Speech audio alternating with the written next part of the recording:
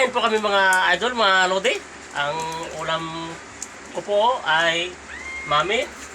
Kung sa kanya naman, lokito ay pares pala to. Pares na baboy. Pork. Sa kanya naman, lokito.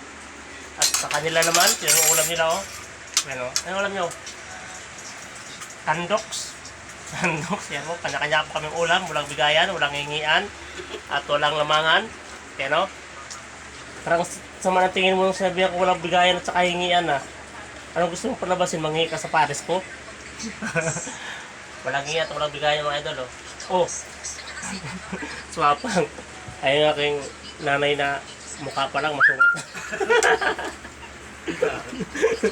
Ayun Ayun o. Uy Brad, papigil ka muna. Oh. Hindi ang aking pares. Mas masarap pa sa pares yung diwata to. Ayun o. Ha? Saan sabi di ba sa pares ni Diwata? Sabi ng bilan ko, di rin masarap yung pares ni Diwata. Ewan ko ba, di pa man nakapunta yan dun? Paano yung masabing di masarap? Hindi masarap. Oo? Ano sabi sa'yo? Di ba sabi ni Karen Dami na ganyan? Ganun. Maang sabi ko siya, maanghang yan eh. Hindi yan naman. Dapat din mo, hindi maanghang eh. Ano, pero Mga ganyan? kaya Karen Dami lang? kaya mo na kami mga idol kasi masyado lang mahaba yung ating minto. Kasi nari kasi, sinismiss yung pares ni Diwata, di rin masarap po.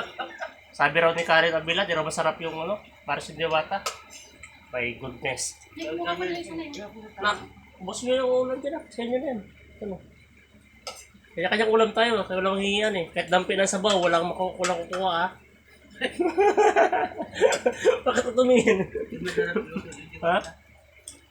Yung pares ko na. Dapat di nilagyan ko ng ano eh. Ayaw ko ng sibuyas dahon eh. Yeah. Kain muna kami doon. Kain muna ako kasi parang napag-iwanan ako sa kainan ah. Yeah. Kain na.